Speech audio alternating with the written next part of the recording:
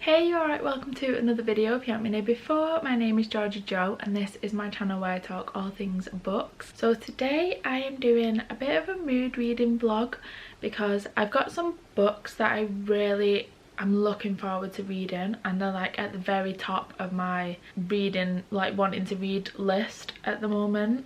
But they're all a little bit different, so I wasn't sure how to put it, put them all into one video so that I could read them straight away. So I just thought, let's just do a reading vlog for a few days, maybe for the week, and yeah, just get through some books. I was gonna say get through some books off my physical TBR, but actually the first book that I want to read is on my Kindle, so after that we'll get some books done off my TBR. So the first book I actually want to read, I have started reading it already. I'm not very far through it. Wait, what am I trying to say? I'm not very far of the way through it. That doesn't make sense. I've not got through a lot of it yet. I only started it last night, but I am 12% of the way through. And it is Four Ruined Realms by My Corland. So this is the second one in a series, the first one being Five Broken Blades. Now this book I've had on my TBR for a while, my physical TBR for a while, and just never really reached for it, never like thought to pick it up. It's just not one that I've been excited, I guess, to read.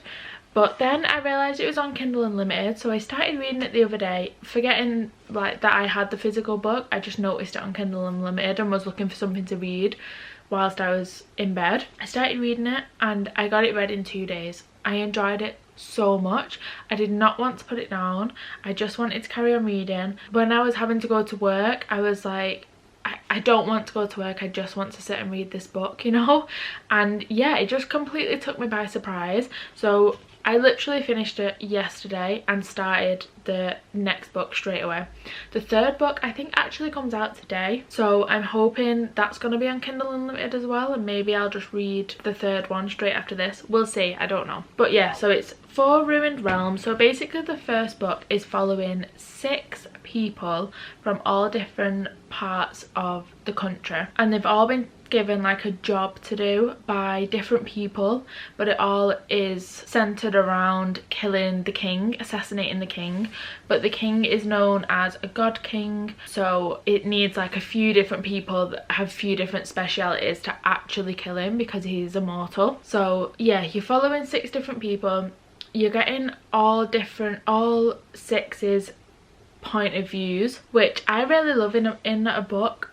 When there's like people joining together for a specific mission or task or whatever it might be, and you're getting each person's point of view, I love that. I really enjoy reading it. I think it makes the story feel like you don't want to put it down. It makes the story feel like it's going really quickly because you're getting all different people's point of views, and also you get to know each character on a bit of a deeper level rather than just someone else's perspective of that character, if that makes sense. So yeah, so there's 5 people that are actually involved in the murder, and then 1 person who is like a bodyguard for one of the 5.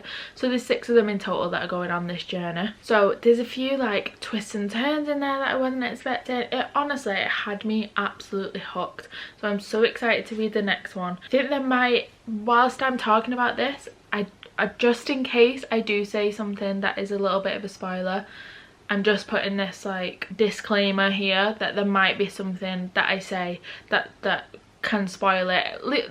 Nothing like major, I won't spoil major things, but I will be giving my like thoughts and opinions on things happening in this book. So if you've not read Five Broken Blades, maybe go and read that first and then come back to this, or just skip this bit until I'm reading the next book. So yeah, I'm gonna carry on reading Four Ruined Realms now and just see how far we get. Like I say, I'm 12% of the way through on page 55, chapter 7, and hopefully I can get this read in the next couple of days, and then yeah, we'll just see what we're going to read after that. Hello, so I have not long been home from work, but I thought I would do my little update where I'm up to. So I have actually finished Four Ruined Realms.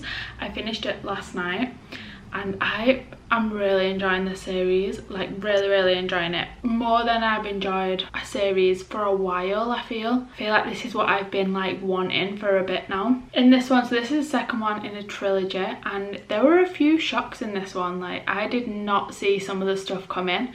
It had me literally going whilst I was reading it by myself, like gasping. So yeah, there was a few stuff that I didn't see coming. It kept me on my toes throughout the whole thing, which obviously then keeps the story like interesting and engaging and makes you want to carry on reading it. I love reading from all the different viewpoints, especially when they end up splitting up and going on their own little side quests in order to, you know, get closer to the main goal, because then you're seeing what both like teams or three, however they've split up, you're seeing all different things that are happening. So it just feels really fast paced. It feels like, because these separate scenes, they're in different places, it just feels like it's constantly moving and there's constantly like action and things going on, and you're getting to know the characters a bit deeper and things like that. The only downside I would say to having the viewpoints from each character is that you know every character's like secrets, so you know what they're keeping from the other characters, and it can get really frustrating because I just want you to just tell the truth, you know. I know it's a cliche, but honesty is the best policy, and I think when you know things, like, it would be so much better if you just told the truth right now, you know. And then inevitably when the truth does come out and shit hits the fan, you just think, oh, this is what I knew would happen, you know. It's so frustrating, especially when it's happening like a few times and you think at some point you've got to learn, you've got to figure out that don't have these secrets, don't keep these secrets between you, because it's going to end up tearing you apart, it's going to end up causing problems, you're going to have trust issues. Where if you just tell the truth, even if you think it's going to be like painful or hurtful, or you think it might cause something to go wrong, it's going to be worse if the truth comes out and you can't give your own context. It's always worse. So I think that's the only issue with having all the different point of views, but I do think it obviously then makes the story more interesting. I've been really enjoying the writing with this series. So this is a debut series for this author, Mike Holland, I think it is. So obviously it's the second book, but it's the whole series is their debut. So I think it'll be interesting to read when I finish this, and when she decides to release, like, hopefully she'll release some new books. It'll be interesting to see if it's just this storyline and it's just these characters that I really love, or if I'm enjoying the way she writes. Yeah, I think it'll be good to see. I'm excited for her to bring some new stuff out to kind of have that comparison. But yeah, overall I am very much enjoying the series. The third one, Three Shattered Souls, came out literally 3 days ago, something like that. And on my way home I actually just went to the library to see if they had it in stock, because it said online they had it in stock. So I thought I'll just go and then I can read the third one before I like forget anything that's happened. But I went and she said, because it's so new, they've ordered it, but it does take a couple of weeks for them to get it, and someone's also already reserved it, so it's going to be a good 8 weeks until I can get it out. So it might end up being, only the hardback's out at the moment, but the paperback comes out in like 4 days, I think. So I might just end up buying it, because I know I've enjoyed the first 2 books in the series, so I know I'm going to read it. So I might just end up buying it and having it on my shelf. I need to buy this second one, For Ruined Realms, which I've just finished. I need to buy it. I don't have that one in physical form. It was on Kindle Unlimited, but the third one's not on Kindle Unlimited, so a little bit strange. But anyway, yeah, so overall really enjoying the series, looking forward to the third one. I want to try and read it like sooner rather than later, because I think if I leave it too long I'll end up forgetting like the storyline and the characters and what's happened in the background. So I don't want that sort of space to end up ruining the story for me, you know. So yeah, I think I'll just end up buying it and reading it. So yeah, that is For Ruined Realms. And then today I have actually started Can't Get Enough by Kennedy Ryan. So this is a romance book. I don't have too many thoughts and feelings on it yet. I've not got loads of it read. So I'll come back with an update when I've got a few more thoughts and feelings. But yeah, that's where I'm up to at the moment. Oh my goodness, I am enjoying this book so much. It's definitely my favourite in this series so far. I think this might be the last one. I'm pretty sure if it keeps going on the trajectory it's going to be my favourite in this series. This book has literally, right, I've never been one for annotating books. I always thought it's going to take me out the story. I've never really understood it. It's just never been for me. This book has got me putting post-it notes inside it because I don't have any of the little tab things.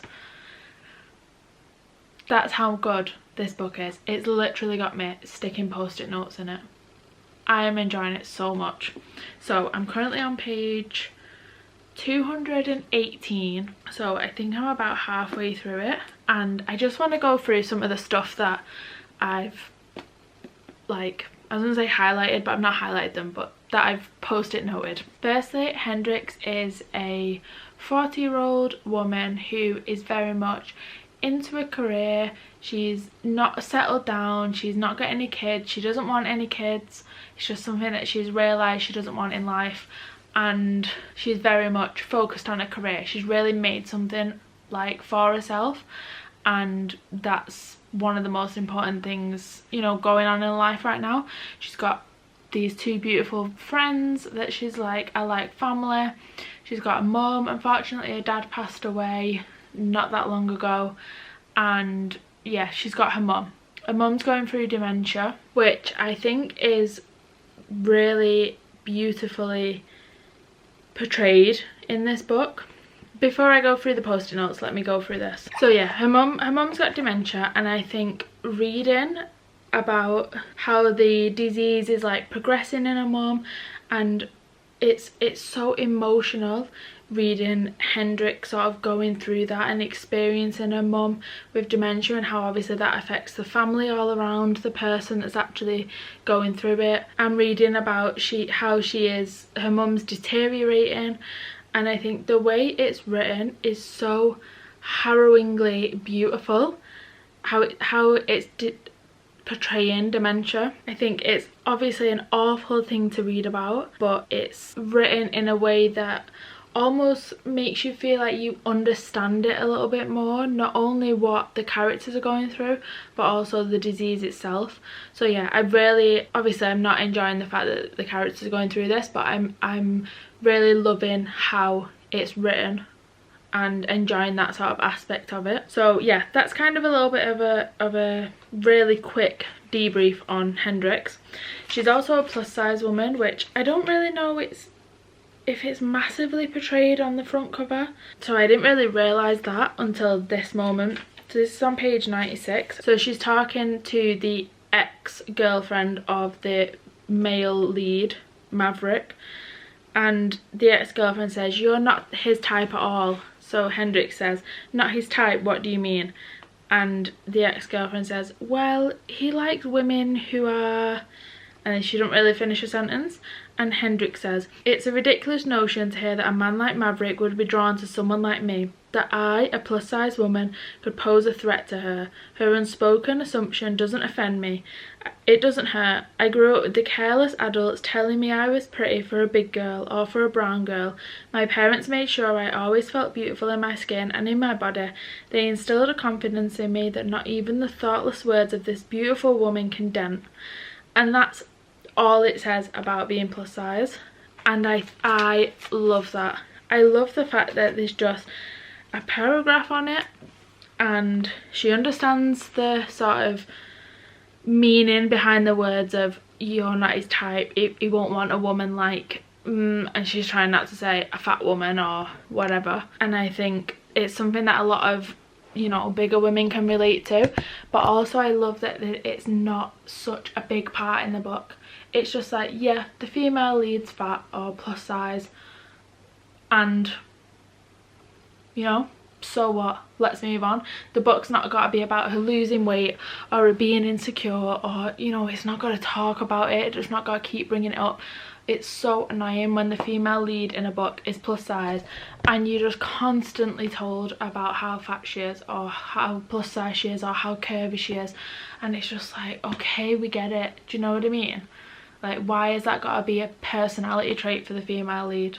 Do you know what I mean? It's the same on the opposite end when the female lead is like, you know, in some fantasy books where it's constantly going on about how small and fragile breakable or whatever she is, and it's just like, oh, yawn, you know. So yeah, I really loved that fact. And this was another part which I can't personally relate to, but I think it's just written in a way that made me be like, wow, you know, I've never heard that before. It starts with Hendrix saying, "There's no such thing as black girl magic." And then on the next page he says, "We are not magic, we are resilient. It's not a wand, it's work. We work harder and shine brighter to survive. Excellence for us has been a matter of necessity. In a climate where less than 0.5% of venture capital funding goes to black women, women founders still perform 63% better than all male founding teams in the first round. With those odds, we can't leave our success to the chance, and we for sure can't depend on magic." I just had to highlight that bit. I thought that was, I've never heard someone talk about that before. Obviously I've heard the phrase black girl magic, and I think it's always said in a really positive way, and it's always, you know, a beautiful thing. But I think that is like, I just think that how that's been written, how Kennedy Ryan has chose to write that and chose to include it, that it's not magic, it's not some like made up thing, it's hard work and it's difficult, and it's putting in that work, knowing, unfortunately, as a black person, you most likely have to work harder than a white person to get the same level, you know, which obviously is ridiculous that that's ever been the case, but even more so that that's still the case. And yeah, I just thought that was really thought-provoking. I think the fact that this is a romance book as well, and all these thought-provoking things are in it, you don't always see.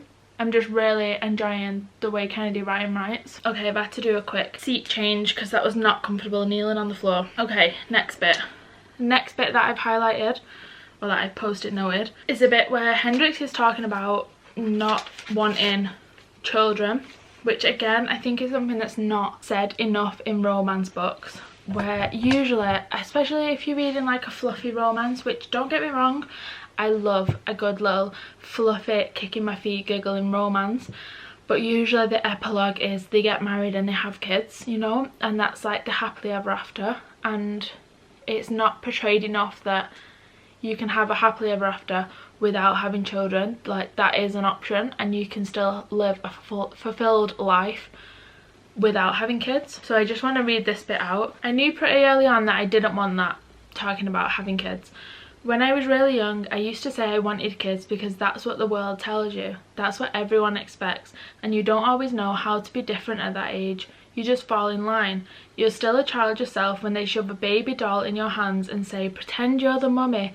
Even that young, they telegraph that this is what you're supposed to do. But by the time I got to college, I knew I didn't want that. People always ask why I don't want kids, like it's not enough to just know you don't.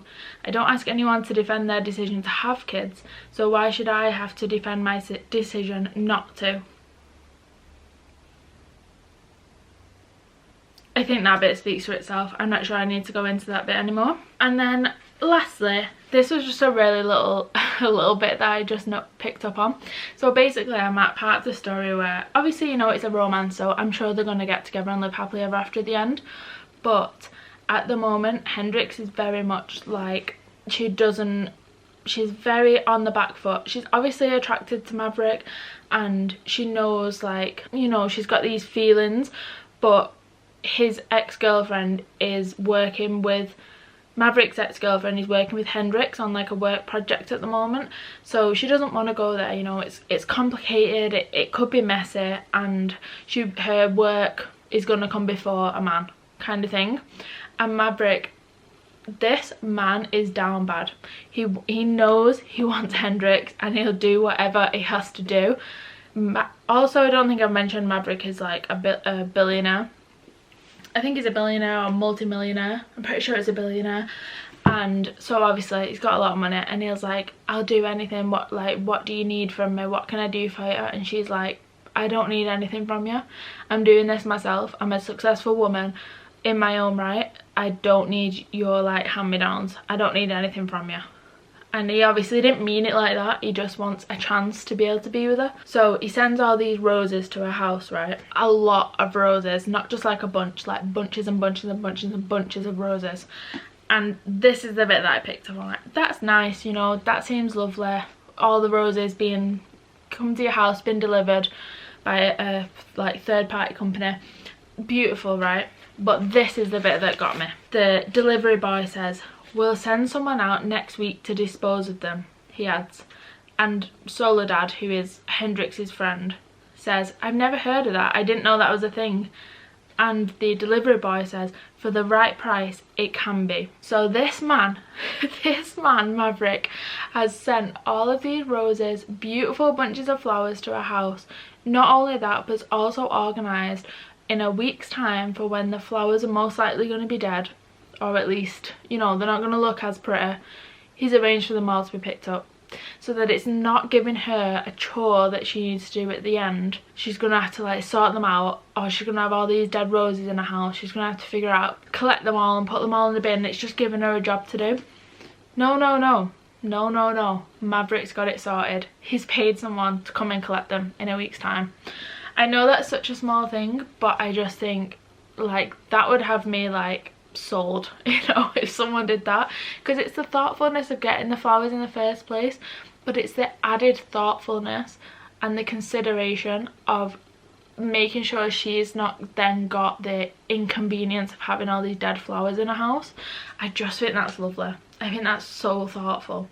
So yeah, that's where I'm up to at the moment. Really, really, really loving this book so far. I am a strict 8:30 in bed, right? I'm 8:30 in bed kind of person, and I'll read my Kindle until I fall asleep, but I'm pretty strict of it. Like, latest I'm getting in bed is 9 o'clock, because no matter what time I get in bed, it's taking me the same amount of time to fall asleep, you know. So the earlier I get in bed, the earlier I'm getting to sleep. So it's not very often I'll stay up past 9. It's currently 9:30, which I know doesn't sound crazy, but like I say, 90% of the time, 8:30, I'm in bed. Brush my teeth, pyjamas on, skincare done, I'm in bed. You know, I'm lying down, I'm reading my Kindle, I'm ready to go to sleep. It's 9:30 now. Obviously I've got my pyjamas on, but I've not brushed my teeth. I've been sat here with a brew. I don't want to stop reading this book. There's something in this book, I'm addicted to it. I just want to sit here and read.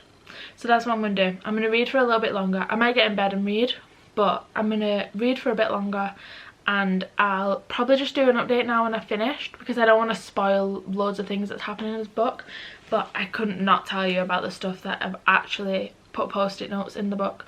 Genuinely, for the first time ever, I've put post-it notes in a book. So yeah, I'm gonna go off to bed but carry on reading, and I will see you most likely tomorrow when I finish it. Wow, wow, wow, wow. I enjoyed this book so much. So much. Definitely a 5-star read for me. Definitely my favourite from the series. I'm so sad that the series is now finished. I feel like I'm actually really going to miss these characters. I loved this book so much. I did put a couple more post-it notes in, just of really like small quotes that I want to read out. Maverick, the male lead, says to Hendrix, "I want to give you everything, Hen. You work hard. Let me make things soft for you." Oh, so cute. So cute. And then he also says, "Falling in love with you is the easiest thing I've ever done. It happened before I even realised it. I just knew you were the most fascinating woman I'd ever met, and I wanted to know you. I wanted us to be friends, and then I wanted us to be everything." So cute. I love like this couple, Maverick and Hendrix.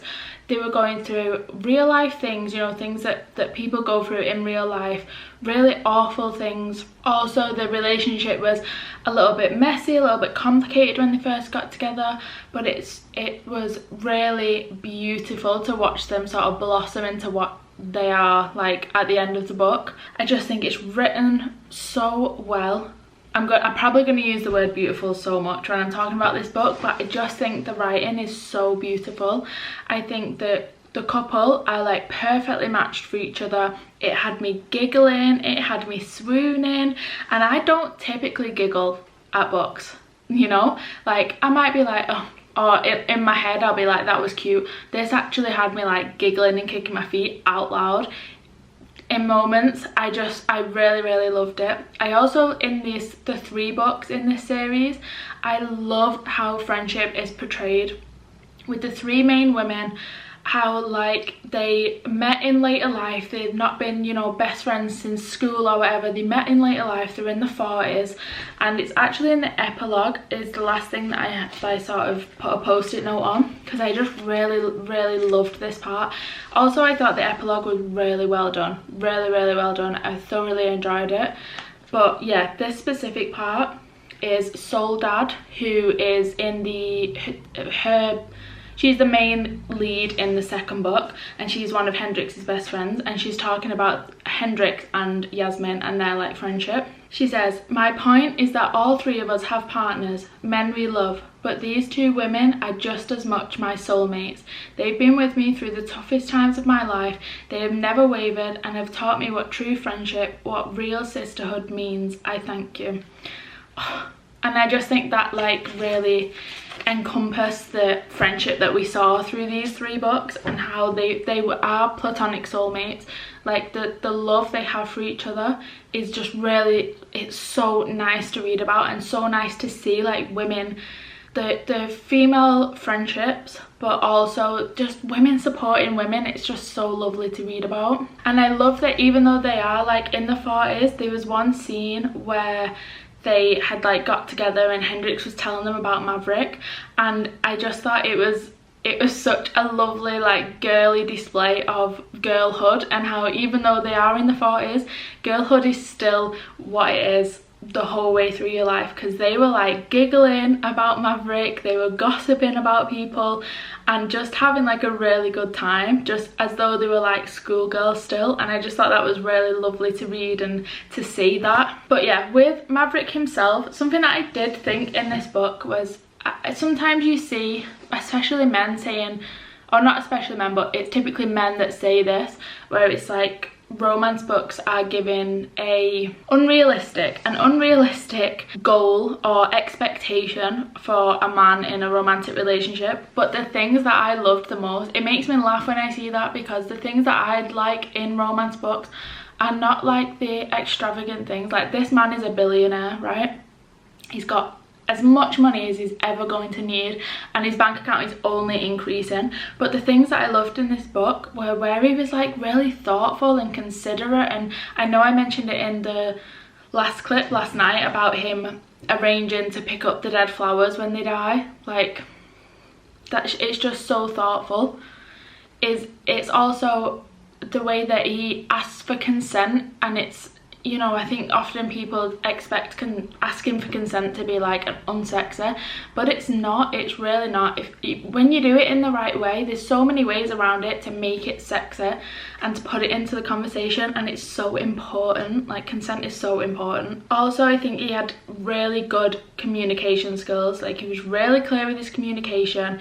He said, you know, I'm going to pursue you, I really like you, I want this to be exclusive, I would also love for you to want that, but let me know if that's something you want. Just clear with what he wants, not putting any pressure on her, but this is what I would like to happen.